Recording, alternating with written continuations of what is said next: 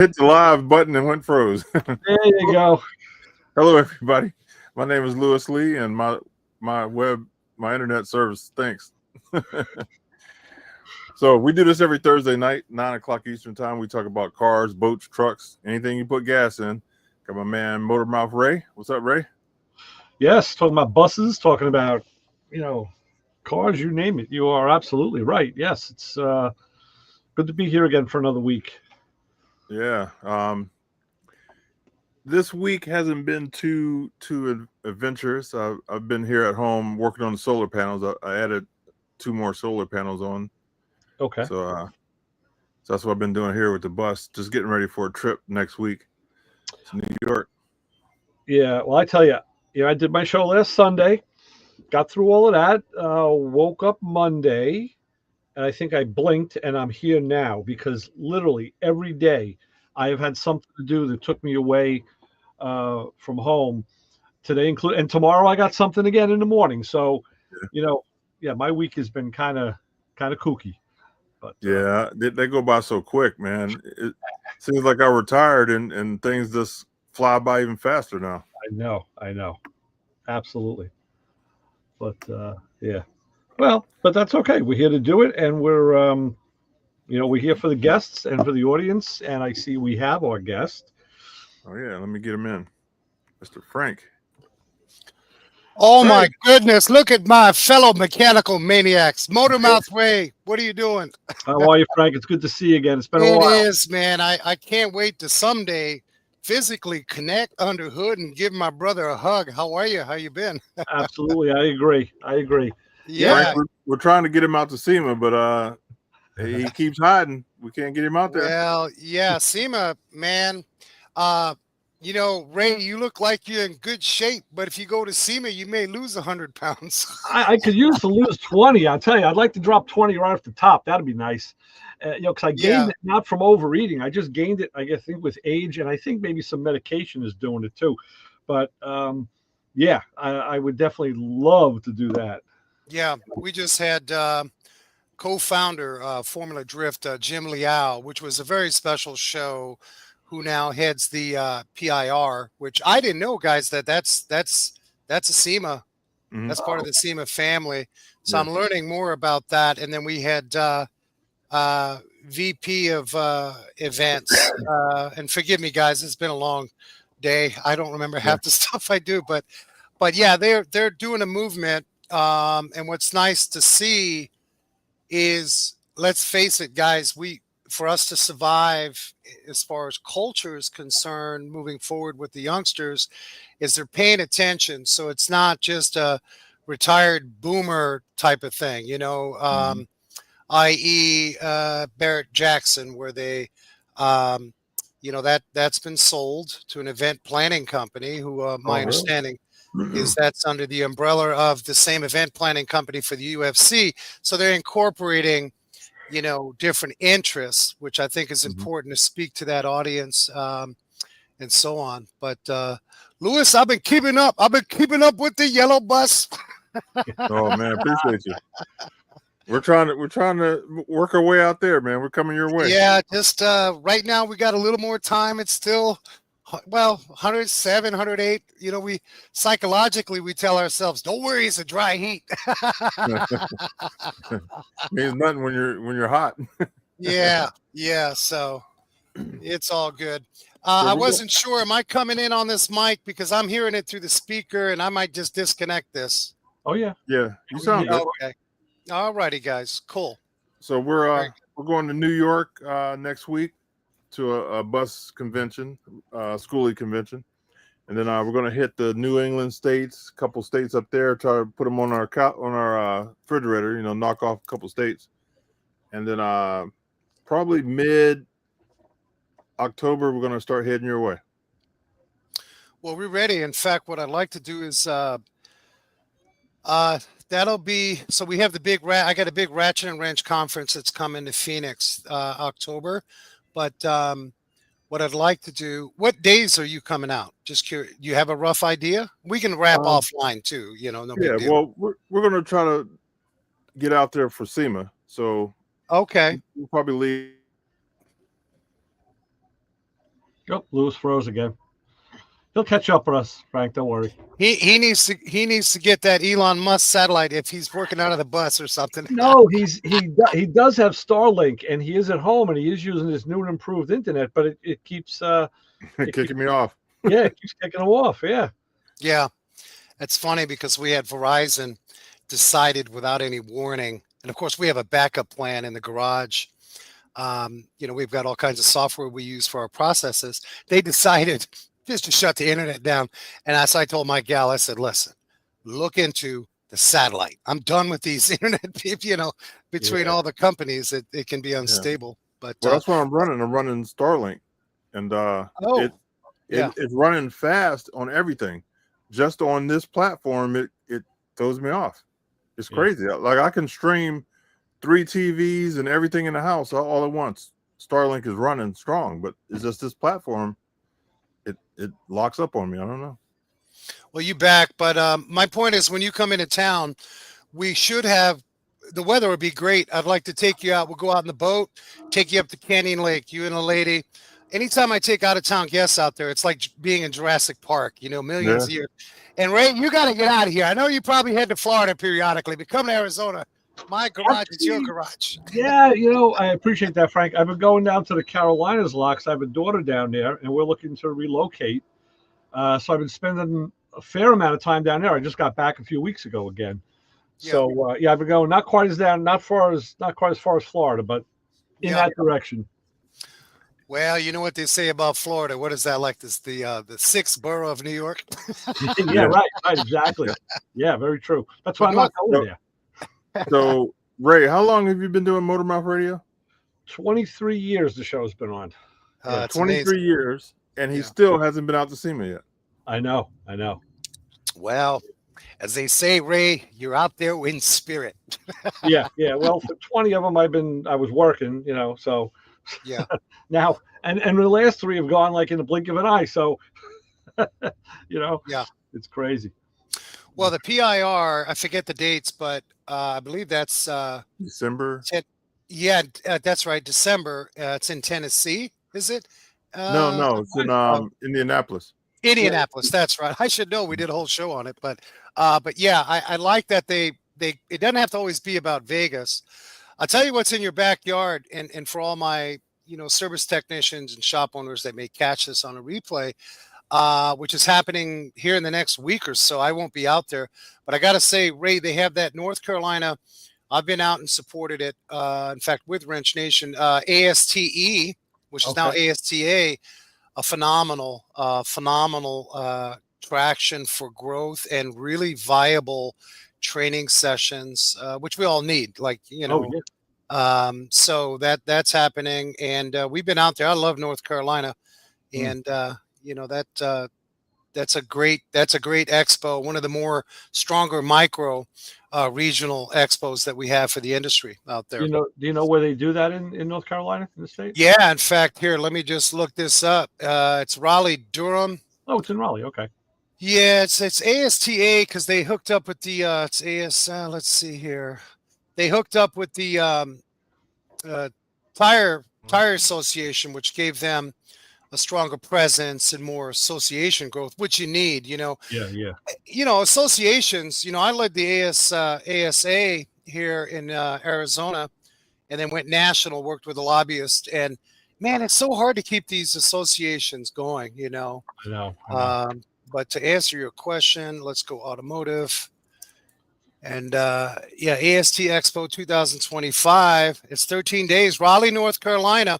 I'll tell you what, I'll put a link up here in chat. Yeah. And for you, Ray, and anybody listening to this, it's not too late. Boy, and they have classes, you name it. They got it from every stack of a business operation. Lots of great trainers, lots of educators, Ray, that go out there. There's a big contingency of high school and both college networks, educators. We were just talking when we opened the show. I had to confer with one of my old co-hosts. We were looking at my wife's car because I have I believe it needs a cat. Well, scan data I was seeing showed me good O2 movement. So I said, now how do we confirm this? How do we go further? And mode 6. was the That's way, right. the way to do it. And That's now right. you're talking a whole nother language on top of the other language. Yeah. And, you're really getting into the minutia of things. And, that's when the scanner becomes really, really critical, because the ones I have for my personal use, I have a tablet style, but it's smaller. You need a big enough scanner where you can really expand waveforms and look. Oh, it's so funny you mentioned, because there's a movement for at least the last, well, we can certainly say right about pre-COVID. Years ago, lab scopes, kind of, we had them, and of course the big emission scopes, Yeah. that's all come back, of course, on a computer laptop, i.e. Pico. And Sure. But when you mention catalyst efficiency, one thing that we do, and we're very cautious. In fact, really the mantra is fixing cars is easy. Arriving to what's broken, and did we fix it? Boy, you got to honor that, or else you just have no. So there's a gentleman by the name of Bernie Thompson. He's aging out, but he has specific software. It's one of the scanners we have. We're not only, what he's done is he's taken Mode 6, the PIDs, formulated, and can give us an actual and what it's supposed to be reading. And one of the tests we have, because you can imagine on a European vehicle calling a catalytic converter, you better make sure you get that right, because that's buku money. So we can actually do a catalyst efficiency test, providing there's certain criteria that's met. But I had a gentleman today, in fact, it's so funny, older Chevy, somewhat of a do-it-yourselfer, which is fine. Most of my work is all do it for me, and we promote that. And he had one bank cat efficiency issue. My guy went in and we confirmed he needs a cat. He has an aftermarket cat. It was in there for 5 years. So we have to have the discussion about cause and effect. Right? Is this catalytic converter failing on its own, or is there an upstream air fuel management issue? Right? I've got bad lungs. That could be cat. But what am I breathing to create those lungs? And I see too many times the consumer. In fact, I had Scotty Kilmore on the show. You got to love Scotty. He plays those algos, and he's making buku money from it on YouTube, and I'm not knocking it. Yeah. But I did have to ask him a question. Do you feel like you're belittling the professional automotive technician by saying, hey, just remove the cat, get a Home Depot bucket, run soapy water, and clean it? Yeah. Like, okay, maybe, but, as a professional, that's like, maybe not, but it's important in that catalyst world to understand, what are we doing upstream, because that's a comeback for us. And I had to explain that to the gentleman without putting fear, hey, and of course we don't do, if it's not a factory cat, we won't do it. We won't cut in. So we got an exhaust shop we'll recommend. And if that's his choice, because they can get expensive regarding the volume of rhodium and palladium that is actually creating the catalyst. We all know that the aftermarket cats may not have the volume. I relate it to jewelry, and because it is a precious metal, that rhodium and palladium that creates the catalyst. But what kind of vehicle is that one, Ray? It's a 2012 Chevy Cruze, 1.4 turbo. And like you're saying, you're absolutely right. You need to look at, is there any coolant intrusion, any leaks coolant-wise, injector health, unmetered air. I mean, you got to look at everything, really. You really have to, know what's going on.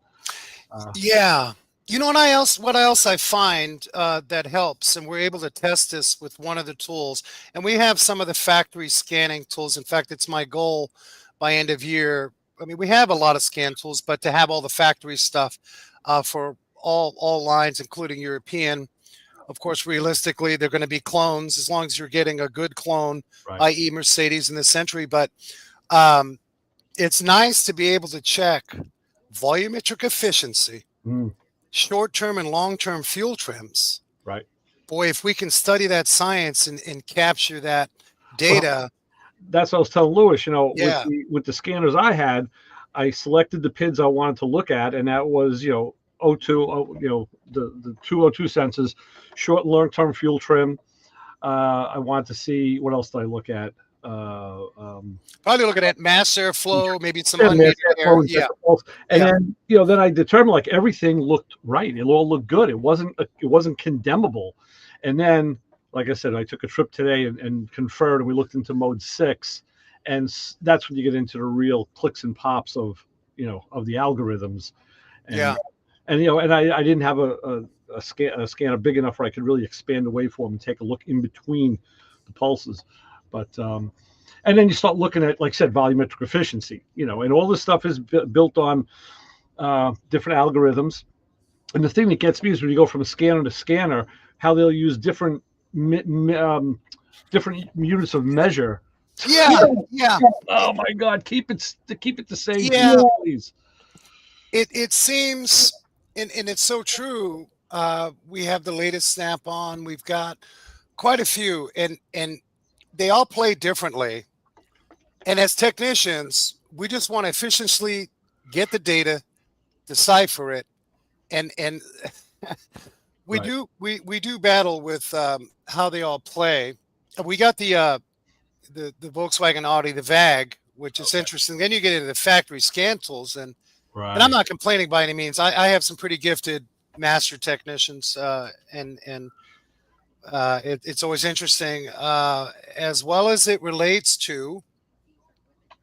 I just got an email today, which Barbara will handle, code pulling, an O2 sensor, lean fault, how much to replace the O2. Well, time out. Yeah, right. You listen, you got chest pain. I don't know if it's a meatball or if you actually have a, angina from, Right. So exactly. See, people don't understand that. And rightfully so. Everybody wants the quick fix. And I know guys in shops who think that scanner tells them how to fix the car. Yeah. And dude, it does not. It'll lie to you. You got to understand that it's a very delicate dance. And you had mentioned something regarding lab scopes and such. We just had, I don't know if you know Gary Smith with Diagnation, him and Adam, very gifted trainers. It cost us quite a bit of money, in the thousands. We go and train.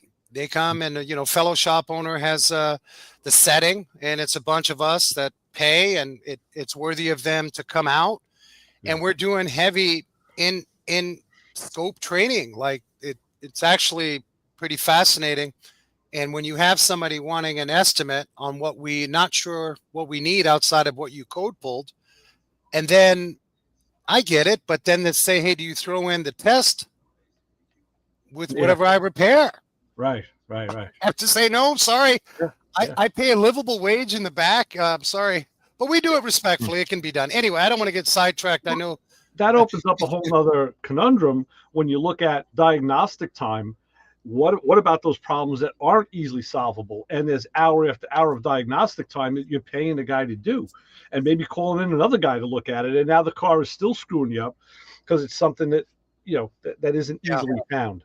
Well, I'll give you an example. I work on everything. We have Bentleys, Porsches. I mean, you name it. I've got really grateful to have an array and the talent in the back shop. It didn't happen overnight, but so we have a Porsche Boxster and it's it's $700 to do an X-ray on that because there's a multitude of issues. But I know when we come back, we know exactly what's going to fix the vehicle. Yeah. And when I say, some people are like, oh my God, $700 just to test the vehicle.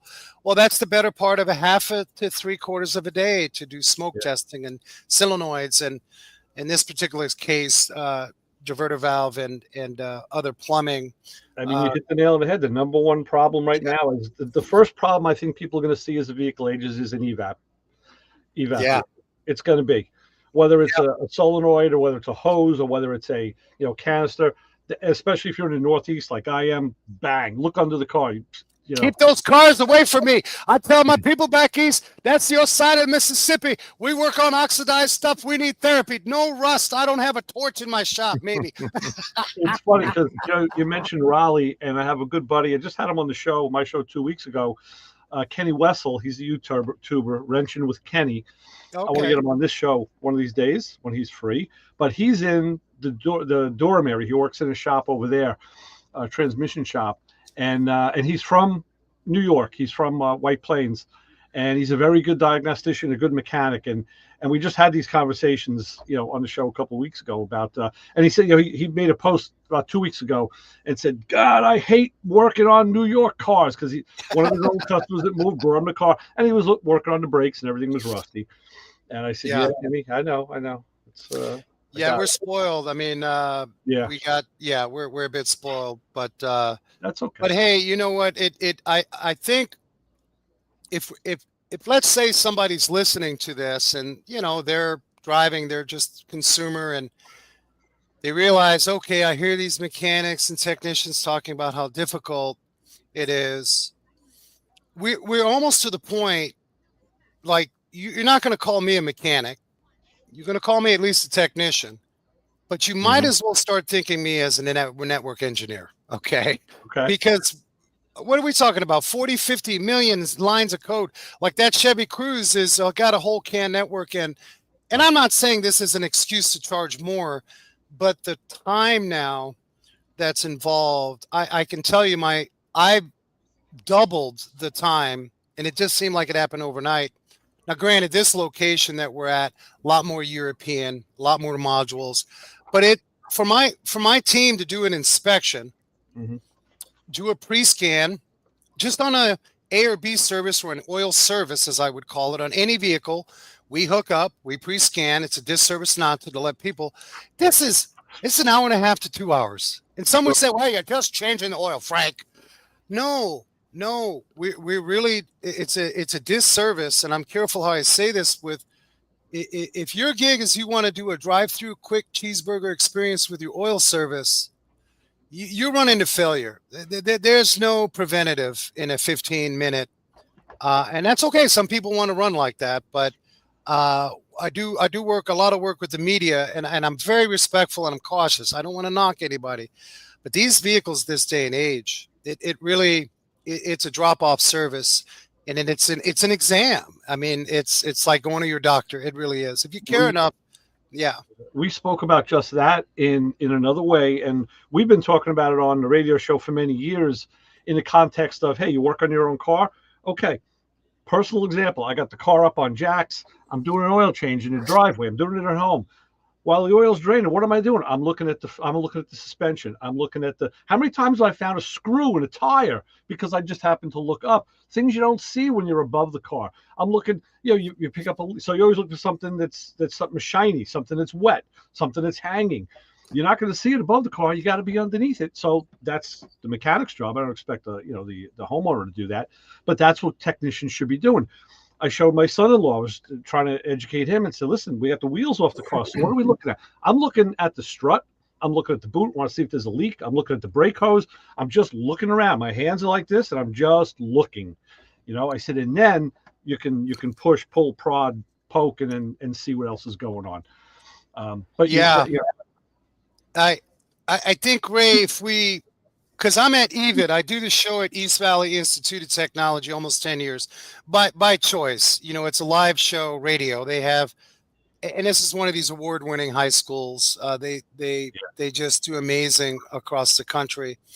And, the goal is to, and I got to be careful because I'm not trying to get kumbaya. It's really my personal therapy before anything. But no, I understand. We're trying to promote, and what we've seen, and this is related a little bit to this inspection.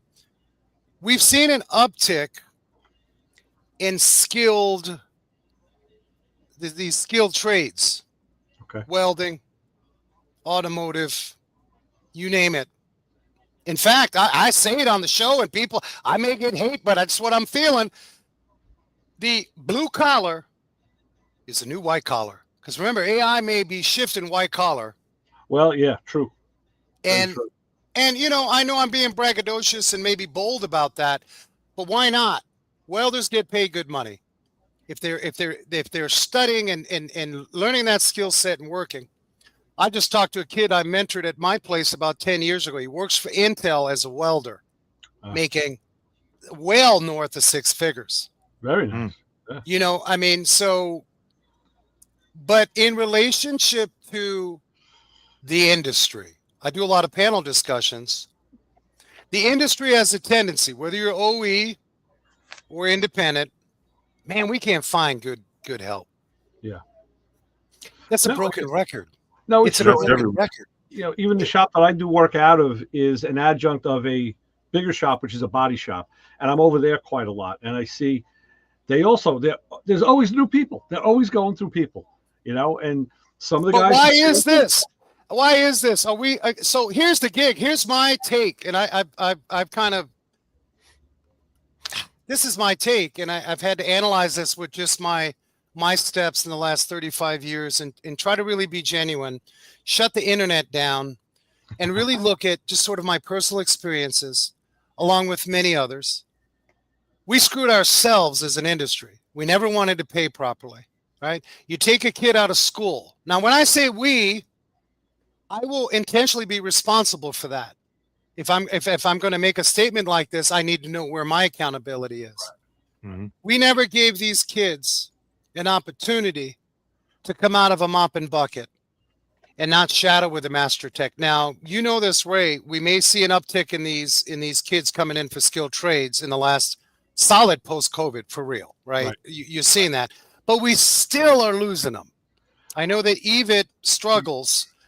Their automotive department, I don't know what the exact number is, but I believe it's somewhere in like the 40 to 60 percentile. These kids will go to the fleet and then they end up leaving. That's a high percentile. So what does that tell you? Can you say that maybe you got a kid that's not disciplined and maybe there's no connection because we can't relate? That's our problem. But I believe it's an industry that's not embracing these youngsters the way that keeps them engaged beyond a paycheck. Yeah, there's another aspect of it too that I watched this on many channels where they talk about it, and tools. It costs a lot of money to have the tools needed to work on these cars, and you don't get them overnight. You don't walk in the door with them unless you've been doing it for 40 years. And a guy just starting out, you know, he's at a big detriment. You know, he's got to spend a ton of money before he even has it. Well, we provide that. I mean, I think the independents, and I even think a lot of the franchise dealers, you got to be able to give them a kickstart. I don't have any real young. I mean, I have a C kid. I call him a kid, but man, the guy's amazing, and he's slowly stepping up into certs, and you know, I've got 3 masters working with him, and it's a good environment. I did have 1 or 2 at this location, our Chandler location, before I sold it.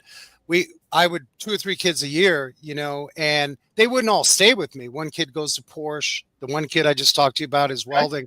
Well, that's good. Let them move on. It's fine. Let them move on. But the idea is that we gotta, like, it's more than just an exchange of you work for me, I pay you, grow your skill set. We are in a society where if you don't have a leader on that watch, these kids need deep mentoring, man, because it's like there's a fracturing of the home unit. We're not talking about kids going to MIT that came from a mom and dad I mean, these kids are fractured, and I'm getting deep on it, but I think we need to do a better job. Some would say, well, Frank, we can't parent them. No. Well, no, man, you've got to go from now hiring to now mentoring.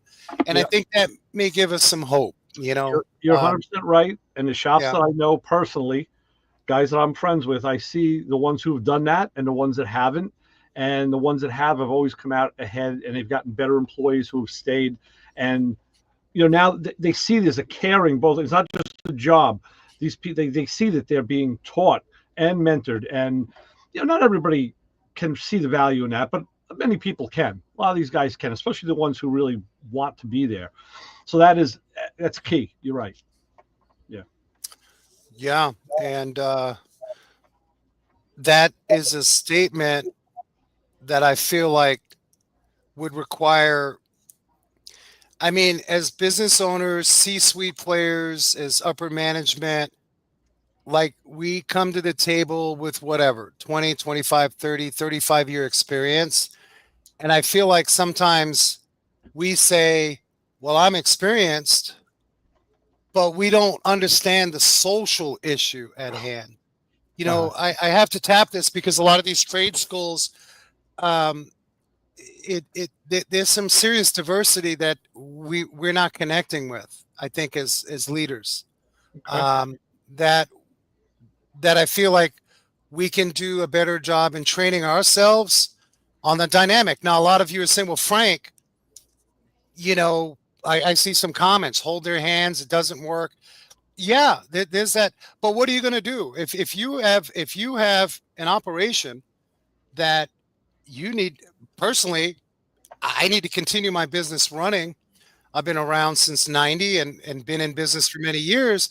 Do I just take that? Do I say, hey, I can't hold their hands? And then my technician, should he hold hands? Yeah. I don't Right. think it's deep. You know, that's we got Papa Squirrel on here. I respect what he's saying. But I don't think we need to take that belief. And I think we need to understand these kids a little better to get them to that next step. Yeah. I use the military as an example. We can go generation after generation after generation. And I was military. They're going to mold you. You're going to follow orders. But if you look at what military did, they were able to successfully do that from generation to generation. So now do we say we can't understand these kids because generationally I'm an Xer, right? You got a boomer, some of these Ray, you right? And we can't connect with these kids. We didn't do it like this. You just can't buy that if you're going to thrive and strive, or at least give the future, a chance. It's deeper than just.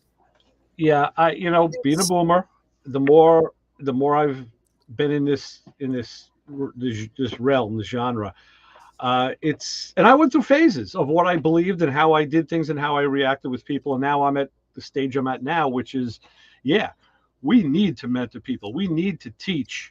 I've always been on that in that platform way or in one form or another, but more so now than ever because it's a complex career path. It really is. It's not like you're learning how to make a sandwich or a pizza and you're gonna, you'll get a little better as you go. This is a very complex profession, and if you teach someone right in the beginning, they'll hopefully learn and advance themselves, and then you want to propagate that. You want them to, and not everybody's a teacher. I mean, I came out of the education profession for many years. Not everybody is made to do it. Not everybody should. But the ones that should, like the trainers that you bring in and you see, those guys are the real educators, because they're sharing that information. And like I met with a colleague today, like I said, he knows more than I do. And we sat and we talked and we really got into the specifics. And that's the networking. That's the networking you have to have. And what he was doing, he was a mobile tech. He went around and did stuff, shop to shop after his regular 8-hour job at a automotive company, and that's kind of what you need. Do you know G Trulia? I know that name. I don't know. G, he's out of Staten Island. He has a big training outfit. He's salt of the earth people. Okay. And he has he's got a working shop, but he's got huge training. I think currently, and don't quote me, but I believe he's aligned with. Well, he's certainly repping Dorman and Dorman's efforts for training. I know he's on that circuit, but he's a gifted trainer, and he's able to break it down to where it's not just this whiteboard that we're looking at. Each one of us. As an educator, we all learn a little differently. You try to capture that different learning intake, if you will, as a teacher in the thing. I see Papa Squirrel. Show me and have patience. Yeah. Show me and have patience. Yeah. Listen, everybody needs some patience paid to them because you don't get it the first time. Maybe some things you do, most things you don't. Most of us aren't that gifted to be able to get it on the first try. You need to put it into practice and and apply it. And my buddy that I was talking to today, we were talking about this with the scanner stuff. And he says, that's the one thing I always did when I wasn't working on a car. I would just plug into a car and I would just, try things and digest it and just work it's like playing a musical instrument. If you don't practice, you're not going to get better when you need to be, when it counts. And those scanners, man, they're musical instruments. Yeah. Yeah, you start whipping out an 8-channel lab scope, and you want to tap in cylinder for compression wave, exhaust, pulse. Right. You got to practice that instrument. That's so true. I think a lot of times in the service phase, we can chase our tail behind the comfort around the instrument, let alone getting it hooked up and decide. Like we study the data, and we go to classes and we learn, but a lot of times you got to navigate around that equipment. Here's one that I've been working on for the last 5 years with my team, and it's really about diagnosing the diagnostic process. Like we want to avoid rabbit holes because the consumer can't pay for that. It's obviously that's not how it works. But we got a big meeting end of month on a Thursday, and it's one of the things that that's a bullet point in a meeting is like, how do we continue to refine our method and process and not going down? And then when do we call level 2, which just means more time? Have we done the best we could for the consumer with what we would open up about an hour's worth of test time, and protecting our time, right? And not protecting our time by way of inadequate individual that's not really understanding. The consumer shouldn't pay to practice in that respect, So it's just dialing it in and keep a balance, really, It makes me think of a problem I had on my old daughter's car many years ago. It was an evap code, and it ended up, we smoked it, found a bad purge valve, common. Okay, we changed it, did a drive cycle, didn't solve it, and then the second time around found a small leak in a hose because it was it was a code that it was a small leak code. So found a hose. Had a problem again, still had the code. Like, damn. It ended up being the filler neck, again, New York car. Filler neck to the side of the car goes down, and where that neoprene hose went over it, when I pulled that back, little tiny pinholes. I mean, this was the smallest of small leaks. Yeah. And the filler neck looked good. I don't even remember. It's probably about 7, 8 years ago we did that. I don't remember what took me there, but it was probably a little bit of luck involved as well as anything else. Those are very, very, very challenging. In fact, Ray, we don't whip it out all the time, but we're using CO2 with a foam.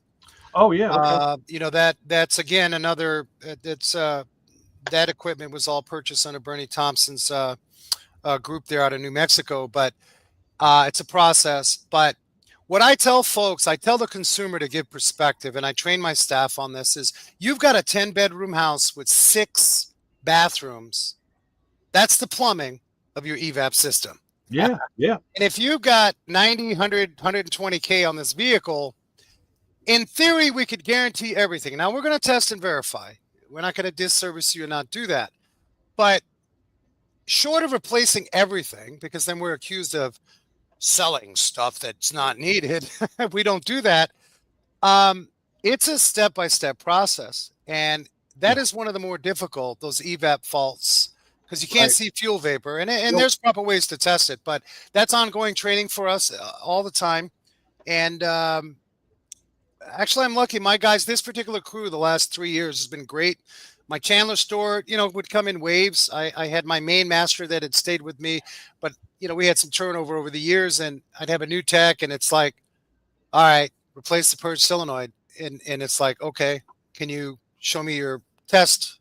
And now you guys know that digital inspections are critical. And we've been doing, I was an early adopter for digital inspections many years ago, over 10 years ago, and not only are we documenting through digital, but during repair service photos.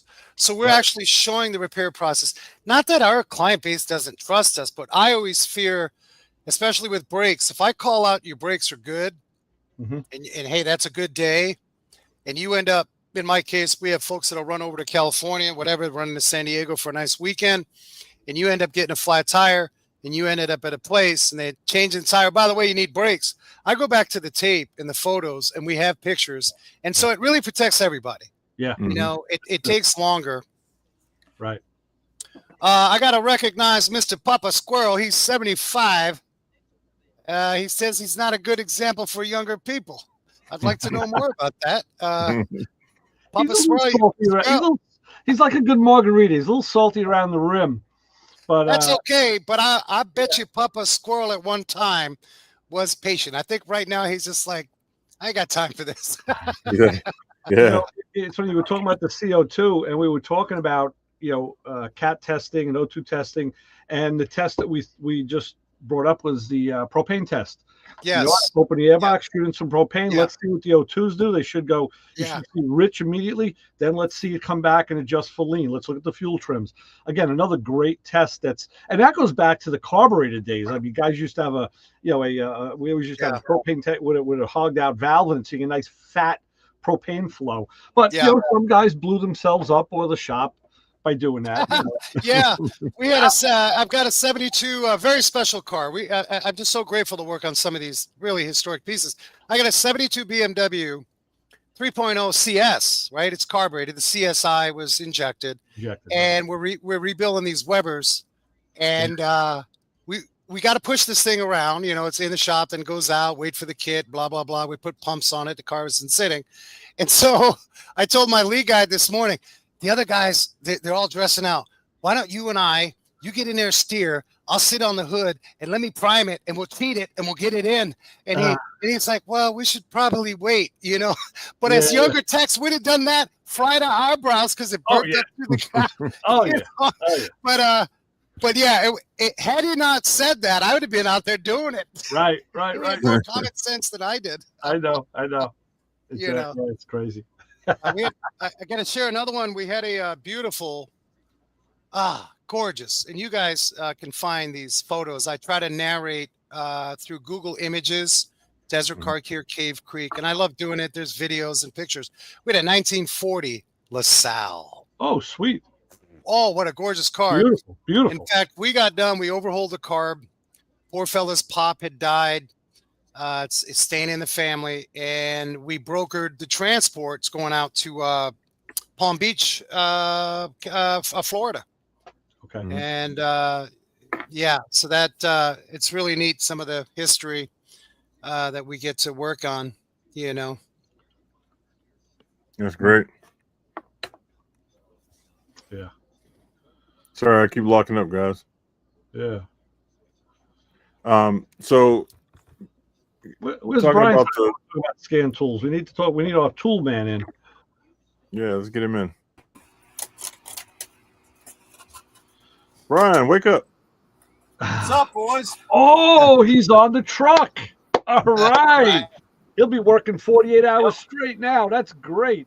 Congratulations. Just about. I got it about 45 minutes ago. I just got home, and I've got a long night. I got to unload the van. This guy, when the guy took me on the test drive in this truck, he's got the razor. Nice. When he took me for the test drive in the tool truck, he thought he was driving a Ferrari. So everything on the top shelf was off and laying in the center. I've been out here. I mean, talking about cleaning up. I thought it was a bad Friday afternoon, me trying to get home. Brian, listen, I know you got a lot of work, but is it possible to explain to Frank in the Reader's Digest version of what you just went through? I mean, you're talking you sound good, so I got to believe that it wasn't too bad at the end of the day, but, it was terrible. Okay, yeah, I'm not surprised. I mean, it was a lot of, it took a hell of a hit, but oddly enough, I had a bad turbo. Right. And the electronic part of the turbo was bad. And of course, the only way to get the electronic part is with a turbo through a Zuzu, having a factory item. Honda does a lot of German cars. You got to spend the big bucks for the electronics.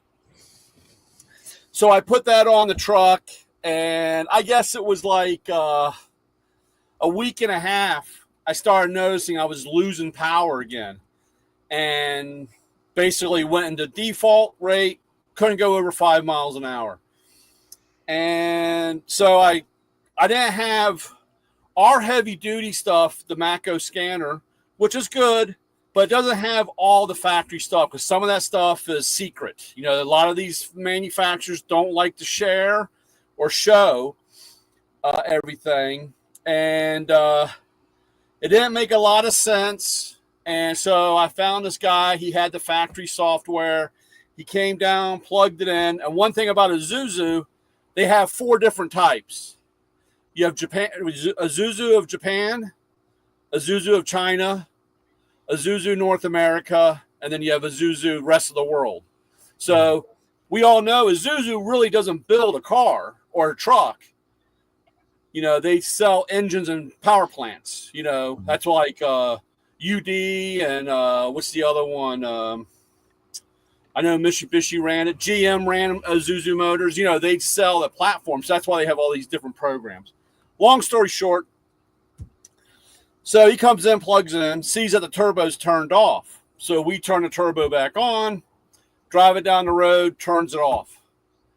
And he says, okay, well, we got a problem. So he takes the truck, and he's messing around, puts another turbo, he plays. And oddly enough, which I don't understand, but the DEF filter was so clogged, but it did not set the manifold or differential pressure switch.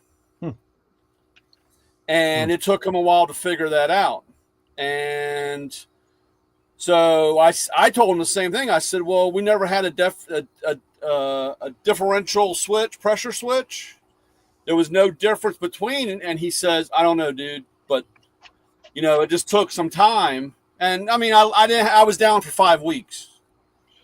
Oh, yeah. Wow. And I don't, you know, like I said, as a person that I came from Porsche, I worked almost 30 years turning wrenches beforehand. I know exactly what he had to go through and pull his hair out because, like you said, that's why when I was a technician, I hated when you just had one check engine light because you'd fix something 2 weeks later, something else would come on. The guy says, hey, I got the same light on. Must be the same problem. And that's just, it's hard to educate the public on that. I don't care how hard you try. Yeah, it is. What I've learned over the years, and I would say the last 12 years out of 35, is really in our documentation to protect the technician. Yeah. Right? Well, you were saying, the scan, you know, like our scanner has the picture taken. You could take a picture, create a file, you can email a person. I mean, we made it so tech friendly or shop orient to protect yourself and have the information handy. But it's, you know, it's insane because no matter how many dirty pictures you send the guy, he's still thinking of a redhead with the big boobs. Oh, yeah. Well, listen, what has helped us over the years in our productivity. Can you see that? He's got the bamboo socks. Oh, yeah, baby. Even the blurred out vision, I can still read it. I don't even have my glasses on. I can't lift my leg that high, but I'm wearing a pair right now. Yes, so am I. It's funny. I told them they need to make bamboo underwear. I might as well sell it all, you know? Right. But you know what I say, Brian? We got to keep it balanced. Oh, there we go. Click, lost connection. Yeah, well, you don't have a man ain't coming one, do you? Speaking of tool distributors, I forget the gal's name. You probably know. Val? Thank you. Yeah. Okay. I wanted to ask you a question in reference and maybe iron out, and of course, to just set it up for folks that may not. Val just did a really good job with her social media and branding her presence as a Snap-on 2 dealer, of course, with her husband. Val's very good looking. In fact, I watch it. I'm like, okay, Val, I'm going to buy that today. Yeah. Let's just face it. There's some of that. Who doesn't? Who doesn't? Let's just be real. But Val was quickly transitioned I think by design she wanted to do. And speaking of socks, she's selling a lot of socks. Yeah. What's the story? My question to you, Brian, is even if folks don't know who Val is and stuff, how can a tool distributor or tool a franchisee be exited that quick? And if they can, what's the biggest violation of that, especially like with social media? Could you do that wrong? Look, we talk a lot about this when we're not live because I have to watch. I have to watch what I say. But unfortunately, I want to try to give it to you as clean as I can. When you sign that franchise agreement, there are things in there that if you do not fully understand or read between the line, I hate saying that, but when you don't read the small print, that there is in there. Now, they have told us, they tell us, they want us to promote their stuff and their things. But once you step outside your boundary, see, I'm limited to an area. And Sure. when you step outside of that area, and if you sell or you start mingling with other things other than what's on your name on the side of your truck, Right. you do. Now, I've gotten, trust me, I have a wanted poster up at Matco. I am not liked. Okay. And I have gotten cease and desist letters before. And I'm not even good looking. Sure you are. Nah, Well, but I'm just saying that unfortunately, and they promote, see, I won't promote it anymore. And I know Ray gives me a hard time. He says, man, you should be doing this, or you should, dude, it doesn't matter because they want us to do it on our dime and our time. But when we step over that line, boom, the hammer drops. yeah. And unfortunately, corporate, I mean, I can, like I said, I got to really watch myself, but corporate America and these franchises, you're no longer your own boss. You bought your job. Yeah. Well, that's interesting. Now, if it's a different story. If I can go out and have my own shop and have my own name on it and not have anybody telling me what I can and cannot do or what I can and cannot sell. So, I mean, there are guys that stretch. I think there's benefit. I think there's pros and cons. And I respect what you're saying. And quite frankly, if Matco Corporate is listening, I happen to buy a lot of tools. Hundreds of thousands. And you know why I buy tools from Matco? They make a good tool, but they make a hell of a distributor. Yeah, that's what. Remember that. That's right. Yeah. In fact, I have had in my career, I've had 5 of these locations, and I've sold 5. This is my 6th rodeo. And I've had occasion where my staff calls me up. Can we get a different tool guy? He's got nothing on the truck. Had nothing to do with Matco. Now, I don't know the dynamic of the agreements, and maybe that guy was exiting out. He was leaning out his inventory. But I got folks that want to buy. I mean, I got techs that want to load it up, and let's made up an economy. I had an interesting experience, Brian, similar what maybe on the other side of that. When I sold these places, they weren't franchises. We own the name. But I had a couple of rogue situations, and my deal was maintain 4.5 rating Google and abide by BBB guidelines. You can't get any more simple. You don't owe me nothing, and that's what you got to do. No franchise, deep. And I had several occasions where, and shame on me because maybe I should have wrote a tighter agreement, but the logo was violated. I mean, there are certain things that have to be honored, and I would imagine Matco, they want to protect the brand, and they certainly want you to promote Matco tools and everything under their wares. And I think for the most part that works. But in some franchise agreements, I'm not going to mention the National Automotive Independent Service. You can find this all online. Some of the most failing franchises, because they truly do set these folks up. 401k money. We're seeing a lot of boomer They want to shift careers. They've got some good money. They get in. Automotive service is on fire right now. HVAC and automotive service.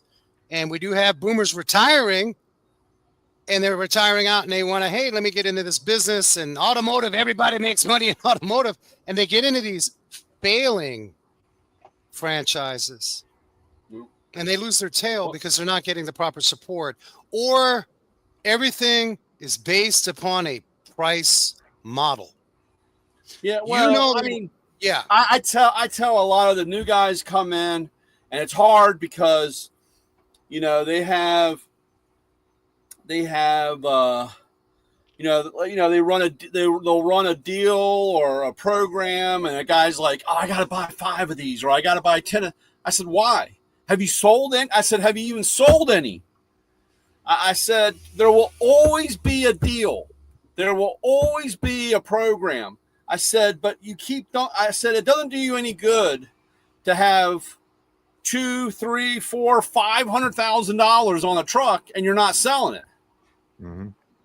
You know, and that's the problem. They get in that mindset that, you know, you got to have this deal. You got to have this deal. And these guys buy. And you know, and plus I'll be really honest. And this even goes way further than anything else. And this goes back to high school education.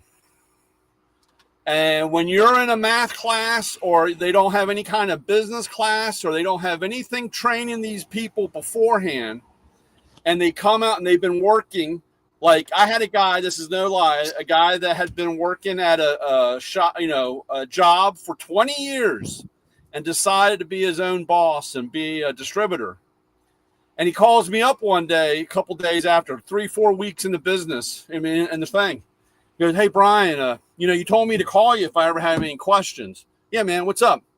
He goes, when do I get a paycheck? And I said, what do you mean? He goes, he goes, when do I get a paycheck? And I said, what do you mean? And he goes, well, I mean, I've been working, you know, 5 weeks out, and, you know, I haven't seen a paycheck from Mako. I said, no, dude. It's your business. It's the money that you're collecting. And after you pay your tool bills, and after you buy your tools, and after you pay for your truck, and after you pay your insurance, and after you do this, whatever's left is your paycheck. He goes, oh, so I don't get a paycheck? I owe money?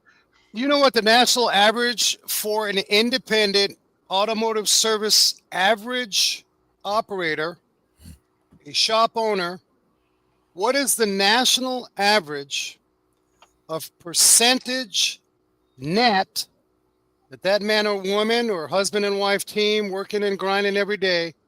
Do you guys know what percentage of their net is national average in the independent world? I'll let you start. Louis, throw out a number. I would percentage say 15%. of net. 15%. Okay. Ray? I'd like to think 25, but I'm sure. Okay. Brian, you're intimate with the boots on the ground. 8 to 12%. Okay. It's 4 to 5%. Oh, God. If a shop is doing 100,000, it's roughly 4 to 5%. Ray, you mentioned 25 points. That is the goal. Yeah, it'll be my goal. All right? 4 to 5%. So if you've got $1 million, let's just even numbers, 100K a month, 1.2 million a year. Do the math.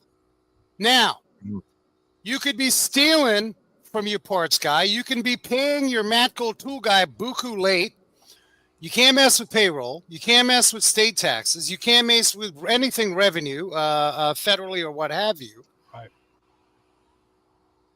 Now, there's a lot of broken shops, i.e. that's why there's a lot of great coaching. And I was one of those shops, my first shop in 1995. Now I get to talk to other shop owners. I don't have the Holy Grail, but I love sharing on how to avoid.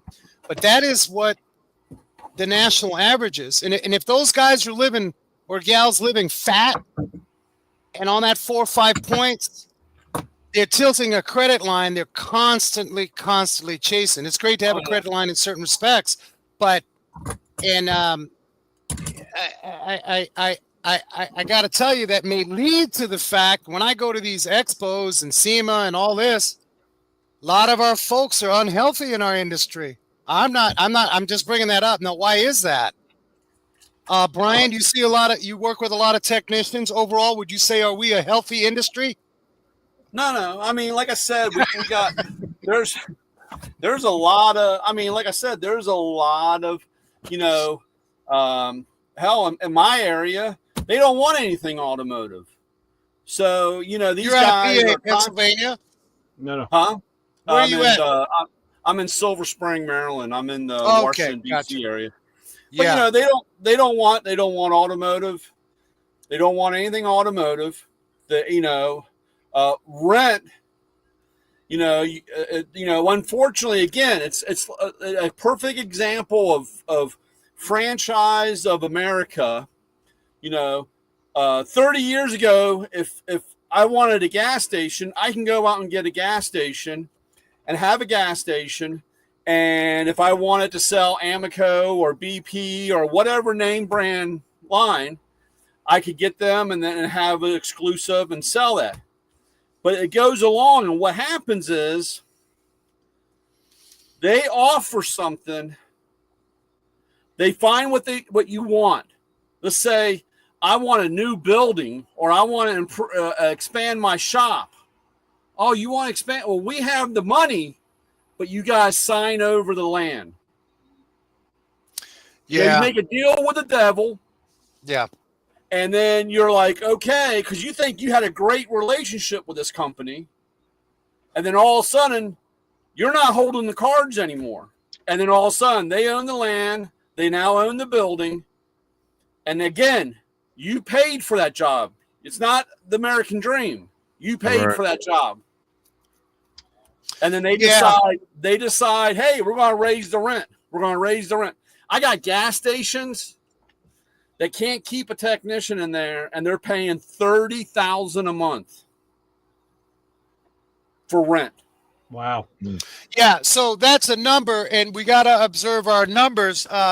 Without this, is not going to be that format at this point. But I think if your rent's $30,000, you need to kill $300 a month minimum, and ideally you want to get it down to 5 points. And right now, it's a very frothy industry.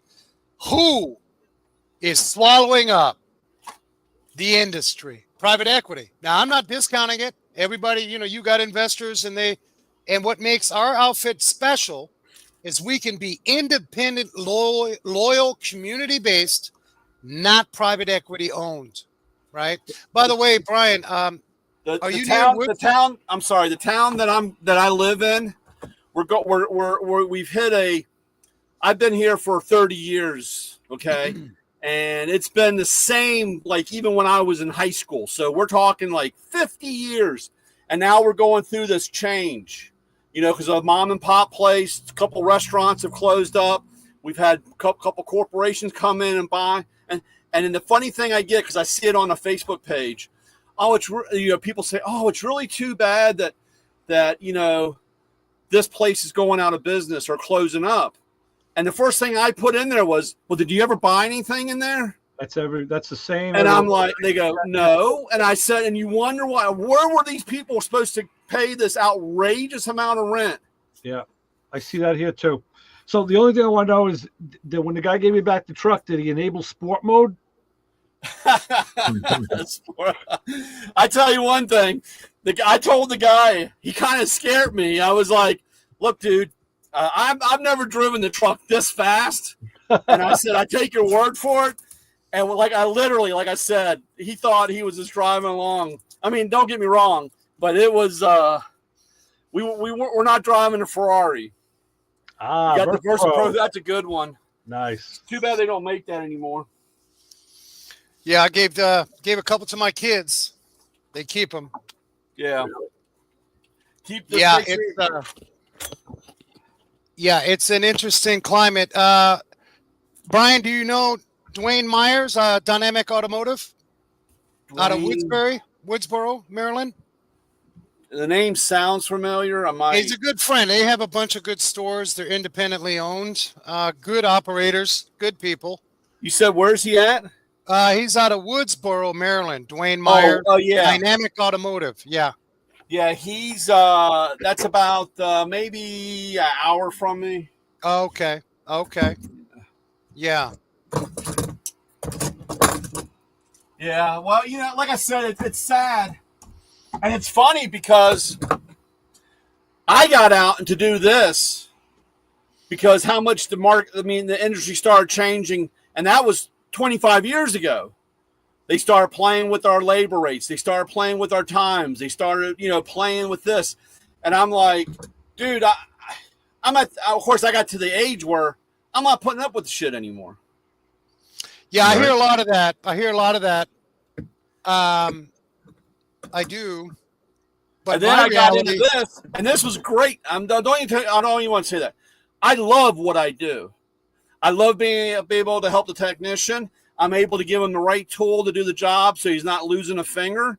I even try to help. I even try to help these guys. Some of these guys have no idea what they're doing. They get in there and they just because, like you said, they could change a tire or change some oil, and of course the owner is pressed because they get a car in that has a check engine or. I love it. I love it when a guy calls me up and says, Brian, I got to do a timing belt on a Volvo. Is there a special tool? Yeah. He goes, oh, I guess I shouldn't have taken the belt off. Yeah. Well, to give perspective, I have a guy that we just took on board. It took quite a bit of time to get him. He's a master factory trained. He starts at $62 an hour. Uh-huh.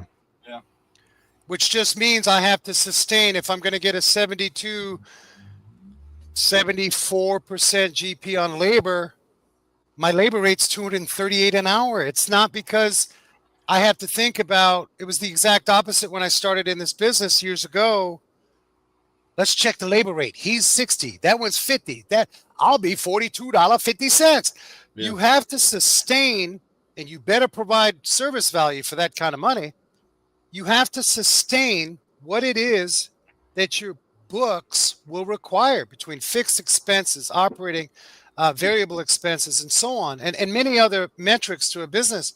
But I talked to my wife, and we're okay with that. The guy deserved it. I'd pay him $100 an hour if I could, right? I have no problem with charging accordingly as long as I maintain and give that value and provide that service. Yeah, and you gotta understand the guy has to work. I mean, that's what I get. I have guys say, Brian, when are you going to buy a shop? Because I'm always looking to buy. I mean, that was my dream. I mean, when I left Porsche, I had to sign a no compete clause for 3 years in the tri-state area. Yeah, they were afraid when I told them I was leaving that I was opening a shop. And I miss working on cars. I don't like the customers. I miss working on the car. Me and the car got along just great, But the bottom line is, the guy goes, "Oh man, you want to go in? I got the shot." And I said, "Let me see your phone for a minute." And they give me their phone, and I flip it over, and I see how many hours they sit on the phone. And I said, "Dude, I'd never hire you." Ooh, yeah, that's tough. I said, "If you want me to pay you, I have no problem paying you a good salary." With a bump, that's what I had. It took me years to convince the dealership, because my problem was I worked on Porsches, and during the wintertime, back then, a Porsche was not an everyday driving car. Mm-hmm. Porsche was a summertime fun, top down, and we're going to look for chicks, and during the wintertime, you didn't see a car. Now, I did work on Audis also, but my main thing is Porsche. And during the wintertime, I starved. I know I'm a big guy, but dude, when you only made like you're there for your 40, 50 hours a week, and your check's 12 hours. Oh, because the dealership was flat rate, and they had a problem. They had a problem when they hired somebody. They couldn't give a salary because the guy sat around and did nothing and expected money. So that's why you were flat rate. Now I finally convinced them to pay me a salary with a bump. Now every once in a while I had to give a couple hours to the dealership. I told him if I made over 45, it was all mine, but anything from 40 to 45 was yours. And every once in a while, I had to hit the 43 mark. They made $300 on me because I knew during the wintertime I was going to get my 40. Yeah. And guys don't think like that. Guys are too greedy. That's the problem that's the problem on the backside. I agree. Guys are too greedy. I agree. And some of us across the country understand that doesn't sustain it. I will be transparent with you. This operation I'm running now is the first non-flat rate shop.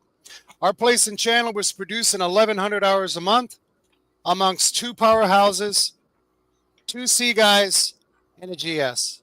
And it didn't happen overnight.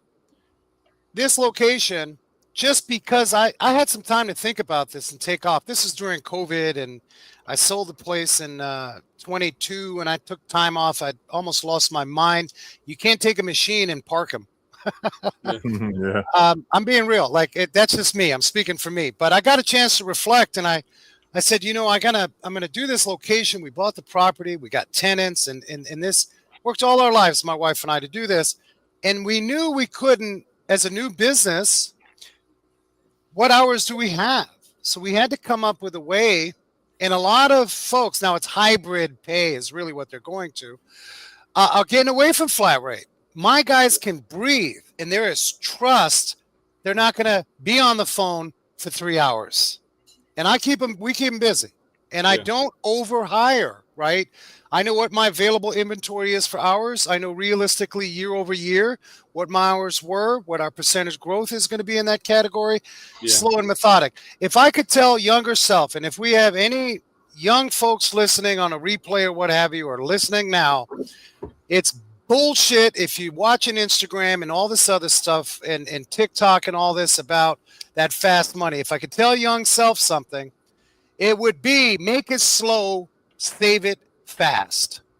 That's the biggest percentage of distributor failure. Because you said fast money. I can go out and lay a lot of money really quick. Why have I been around for 25 years? Because I can lay out. I see guys lay out so much money so fast. And like I said, they think it's going to be right there back, and it doesn't. It's a building process. Yeah. Well, you definitely, as a distributor, cash flow is, oh my gosh, you could get your lunch swallowed. I think any small business, if they're not able to manage that cash flow and that sort of thing. But I see guys all the time, and and it's amazing. It's amazing. I can go to a regional meeting. We have them about every 6 to 8 weeks, and there'll be a new guy in there. And the first meeting he's there, and he's all he's there. He's trying to learn, blah blah blah. And the next meeting comes along, and he pulls up on a Harley. He comes, talks about his hot tub. He's got a brand new dually F350. And I'm like, wait a minute, dude. What are you doing? And he's like, oh, man, it's all this money. And I'm like, dude, it's not your money. It's not your money yet. And then the next meeting, hey, where's so-and-so? Oh, he closed up. He's out. He's done. Because of that quick money. Yep. You got that Snap-on garbage. I hope you don't get an infection when you cut yourself. Hey, if you guys go on, I don't know where, I probably posted all over, but Facebook, LinkedIn, and I'm not being braggadocious. It took me a long time to do this, but I bought a what appears to be a 30-foot toolbox. Really? Yeah. And it's a shop toolbox because I feel guilty having it. So it's everybody's box. You know how that goes. Hey, by the way, Brian, I'm a humble guy. I don't have any fancy stuff. This money is for my kids, honestly. Yeah. And you're right. You better know how to keep that belly no matter what you think. It is never your money anyway. It's in one hand, out the other. Yeah. Yeah. Somewhat. Now, I have to admit, and actually I'm scared because these last couple weeks I've had some stuff. I've been, like I said, I still tote and promote. That's the heart of our business. We got to carry stuff in, and we got to show them stuff, and toting and promoting and selling. And I've done okay. I'm been off. It's roughly $2,000 a day off type thing. But going along that, it was kind of nice collecting a lot of that money off the street. Because I didn't have a lot going out. But that's my backbone. Because now I'm looking at guys and they're almost paid off. And that's one thing we don't want. Because once they get paid off and they miss a couple weeks not paying me, they're like, hey, man, I got extra money. Right. So it's hard to get them back on the books. Yeah. So, that's when you got to hit him with those special deals. Look what I got for you this week. Like I said, I mean, load up the shopping cart and walk, what was it last? Here, let me show. Last week or 2 weeks ago, I didn't know what to do. So we have our new platform work table. And so I threw one in the back of the Odyssey van, and I don't know if you can see this, but I filled the top up and rolled it in the shop. Oh, yeah. And, from the shop owner to everybody in the shop coming over to look at the table, look what the product I had and what. And that particular day, I pre-sold 6 of those carts or 6 of those tables. That's how you do it. Yeah, that's how you do it, man. They can't buy it if they don't see it.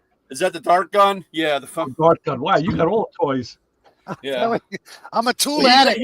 He's at the age where I take all the toys in because he's not going to buy tools. Right. No, I got tools. Trust. You already have the tools, unless the kid. Well, I continue to buy, but what I've been lately, and it's cool. I forget what I got. I end up buying it again, and I end up giving it to my guys. I've done that myself. Yes, I have. I gotta label my toolbox like I'm not wrenching every day. I mean, I love the drivability. I'm really doing a bunch of other stuff, but I'll come in periodically on a Saturday, and I just still truly love and enjoy working on cars. I love it. That's how I cut my teeth in this crazy business.